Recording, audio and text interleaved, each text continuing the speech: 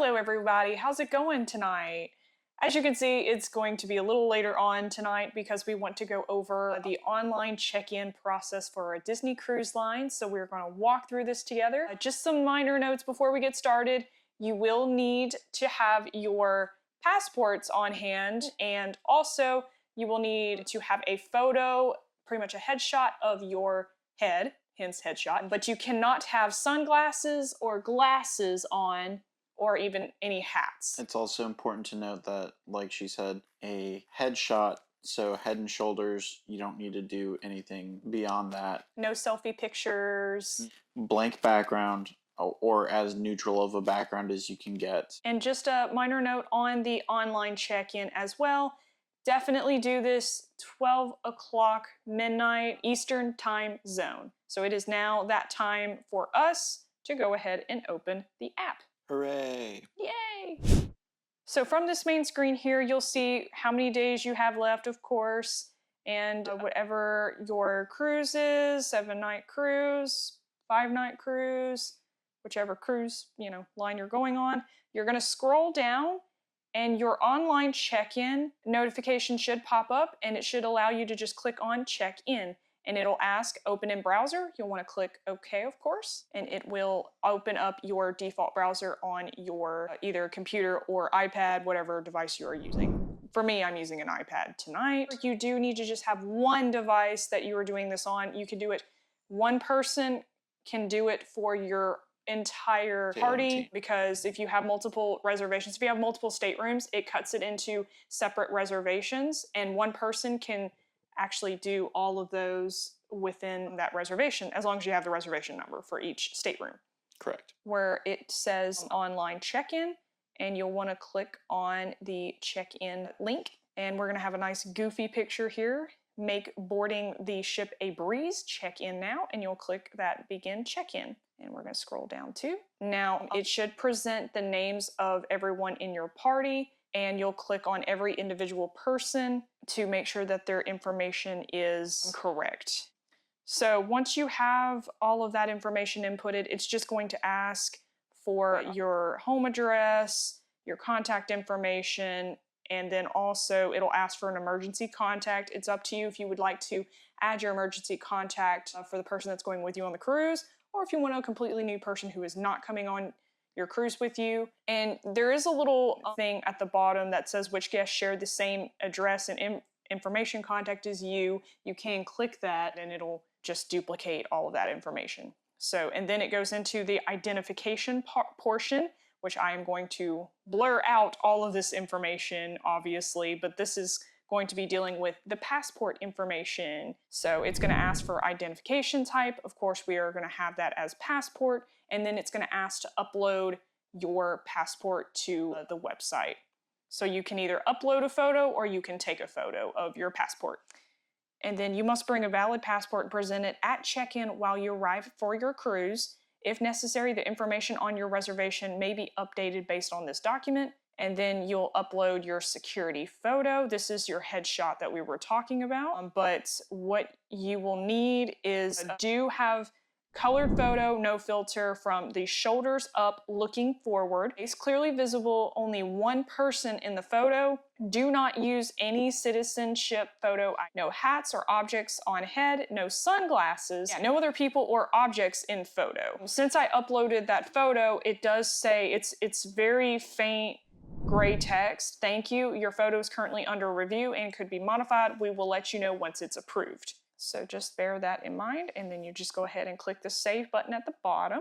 All right, and since we imported our passport information, it goes on to the next tab, which is a mini icon, which is onboard account, which it says it's not started. And again, you just go through each person in your party to fill out all this information. And this is going to, this is the lovely part on talking about the card that you want on file for each person in your stateroom.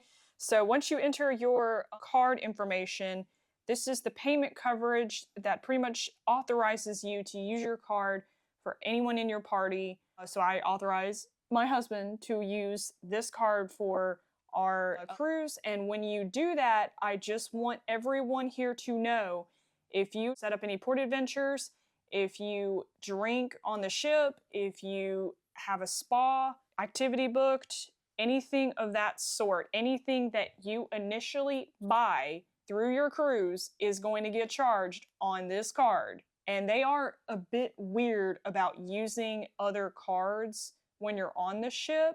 We have seen that our first go around. What you can do and what you can't do. You can't decide, I don't want this particular charge to be on that card. It's kind of an all or nothing thing. However, if during the cruise you decide, look, we want to change cards for whatever reason, they will let you do that. You have to go to guest services. Absolutely. So just make sure you do have a good trusty card that you're putting into the system for your online check-in when you're doing this, because it is going to be imperative that you do that. And yeah, just note that anything that you do on the cruise is going to get charged to that card. So we didn't know that our first go around, and Right. we were like, oh snap, you know. Yeah. Really, when you're on the cruise, they'll just ask you what your room number is, and then that card will be on file for that room number, and they'll just charge it all to that room number, and by extension, your card. So it's basically like using room service in a way, charge it to the room, Right. charging it to the room. Now we finished our onboard account. It has a green check mark, and it's talking about travel plans. And again, doing the same thing, going through that first person in your party and filling out the information. So here it's talking about flight information. Are you flying in for your cruise? We are not for this particular one. After your cruise, where are you going to go? And this is just asking if they want you, if they need to supply you with transportation. They do have a bus transportation in Port Canaveral, at least I know that. So they can help you get to your Disney hotel if you have something booked there, or help you get to the airport if you do plan to fly out for your cruise. Again, we're not doing that, so we're gonna click car parked at ship terminal and pay that lovely fee. And here is the beautiful part of this whole thing, the port arrival time. The big part of the whole thing where everyone chooses their port arrival time, what time you want to board the ship, basically. Your group number. I also want to note, if you are using Disney's buses, if you are staying on property and you're going to use their transportation to get to Port Canaveral, your port arrival time will be so early. And then this is just your cruise contract. I always like to email this to myself just in case something happens. If you want to read through it, by all means, go for it. Just scroll at the very bottom. There's going to be like pretty much oh, have you read the terms and conditions? Yes, I have read and understand the cruise contract, and then you'll click on complete check-in. And this is the most important part too, as well. Your port arrival form, you're going to want to print this out. Everyone in your party should have one port arrival form so that you can enter into your vacation. That's basically it, guys. That's just your entire online check-in. I also want to note here before we end the video, there's going to be a tab that's going to say under review. It's the Goofy tab that we did initially with our passport information. That will be under review for a while. Do not think it's just going to take a day for them to go over and then all of a sudden... It takes like what, like a week sometimes? Maybe a week or two. Yeah, you got to remember these cruise ships have well over 1,000 guests on them.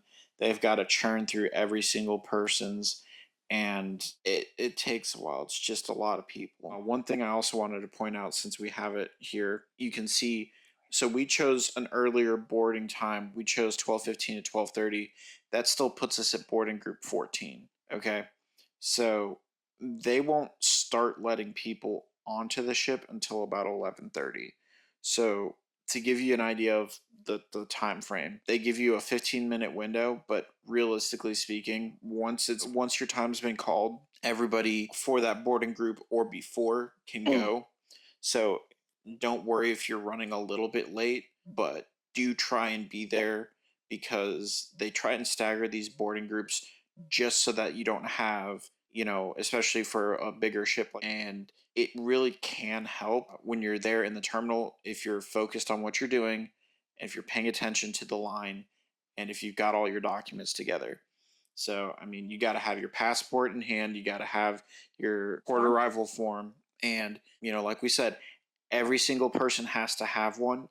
Don't just think, well, I'm with my spouse, well, I'm with my kids. Everybody's got to have one. Everybody's got to have one, regardless.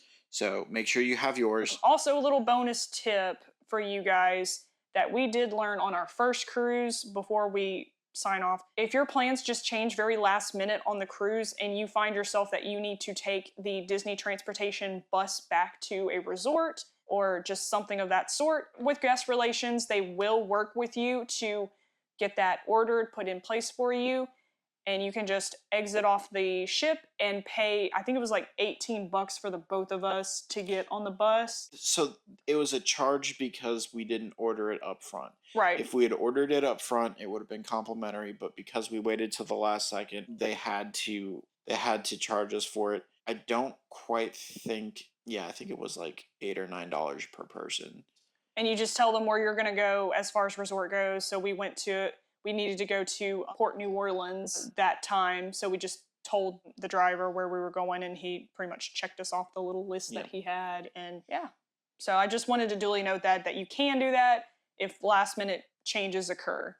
Well, all right, guys. And if y'all have any other questions, comments, leave a comment down below. We'd love to hear it. And if you ever need help with this is why we're here, trying to make this channel for you guys to make things a little bit easier. I know, again, bear with us tonight because we are so tired, but we try to make things as easy as we can for you guys, so that way you don't have to struggle with all of this stuff yourself. So we struggled, so you don't have to. All right, guys, y'all have a good night, and I'm sure we're gonna sign off and go to sleep.